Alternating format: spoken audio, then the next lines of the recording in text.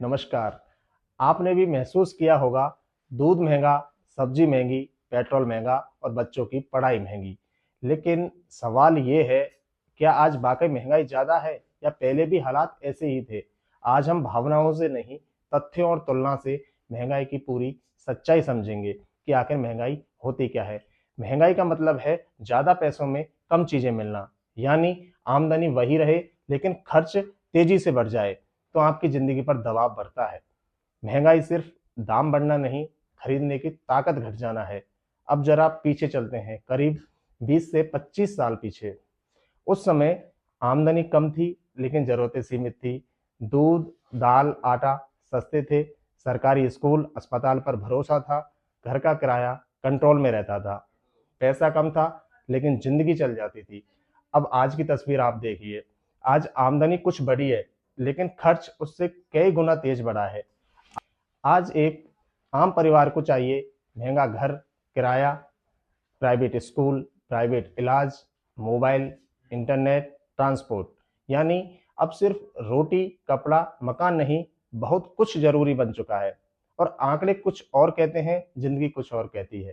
सरकारी आंकड़ों में महंगाई प्रतिशत में बताई जाती है।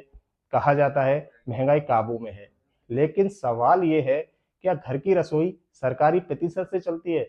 जब महीने के आखिरी हफ्ते में खर्च काटना पड़े तो आंकड़े कहीं पीछे छूट जाते हैं और जिंदगी सामने आ जाती है। आइए कुछ सीधी तुलना करें। पहले रसोई का खर्च सीमित, इलाज सरकार के भरोसे, पढ़ाई सस्ती, और आज सब्जी, तेल, गैस महंगे। एक बीमारी पूरे घर का बजट बिगाड़ देती है। शिक्षा सबसे बड़ा खर्च बन चुकी है आज के समय में। सवाल साफ है, क्या आमदनी उस रफ्तार से बढ़ी जिस रफ्तार से खर्च बढ़ा? अब जरा एक आम परिवार को देखिए। पति नौकरी करता है, पत्नी घर संभालती है, दो बच्चे हैं, महीने की कमाई 30 से 35 हज़ार रुपये, और खर्चा किराया, स्कूल फीस, राशन, बिजली पानी, कभी इलाज या फिर कोई अन्य इमरजेंसी। पैसा महीने के आखिरी हफ्ते से पहले खत्म हो जाता है। और यही वो जगह है जहां महंगाई कागज से निकलकर जिंदगी बन जाती है। इस पे पेट्रोल और ट्रांसपोर्ट का भी बहुत बड़ा असर पड़ा है। सबसे बड़ी वजह बताएं तो पेट्रोल डीजल।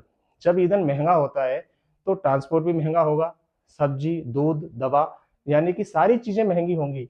महंगाई जब आती है तो अकेली नहीं आती, पूरी चैन लेकर आती है। एक समय था जब 100 रुपए में पूरा हफ्ता निकल जाता था। आज वही 100 रुपए सब्जी तक नहीं टिकते। पहले एक कमाई से घर का खर्च चल जाता था, आज दो कमाई भी कम पड़ जाती है। यानी दिक्कत सिर्फ महंगाई की नहीं, पैसे की ताकत घटने की है। अगर सरकार की भूमिका देखें तो पहले सब्सिडी ज़्यादा, सरकारी सुविधाओं पर भरोसा। आज के समय में अगर देखें तो कहा जाता है आत्मनिर्भर बनो।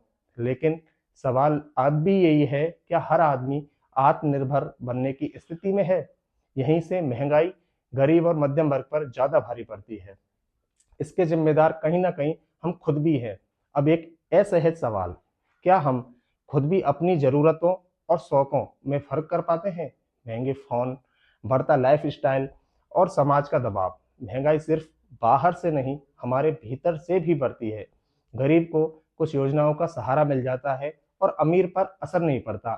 लेकिन मध्यम वर्ग, जहां से भारत की 70% 80% आबादी आती है, न पूरी मदद पाता है न खर्च से बच पाता है।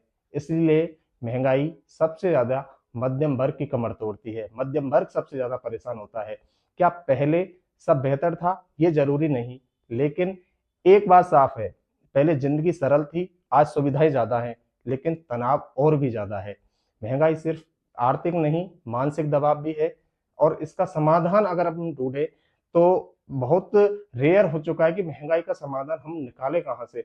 महंगाई पूरी तरह खत्म नहीं होगी, ये भी तय है, लेकिन आय बढ़े, शिक्षा और इलाज सस्ते हों, सरकारी सुविधाएं मजबूत हों, सरकार रोजगार के और ज़्यादा बेहतर अवसर पैदा करे, तो कुछ बोझ कुछ हद तक कम हो सकता है। तो सवाल ये नहीं कि पहले अच्छा था या आज अच्छा है, सवाल ये है, क्या आज की व्यवस्था आम आदमी को इज्जत से जीने देती है? अगर जवाब नहीं है तो महंगाई सिर्फ आर्थिक नहीं, सामाजिक चेतावनी भी है। आपके हिसाब से पहले जिंदगी आसान थी या आज? कमेंट में जरूर लिखिए। मैं हूं फैक्ट पिंच और यहाँ सवाल पूछे जाते हैं, शोर नहीं मचाया जाता। अगर आपको वीडियो पसंद आया हो तो शेयर करें, लाइक करें, सब्सक्राइब करें, क्योंकि आपका हर एक शेयर हमें और बेहतर करने के लिए मोटिवेट करता है। Thank you.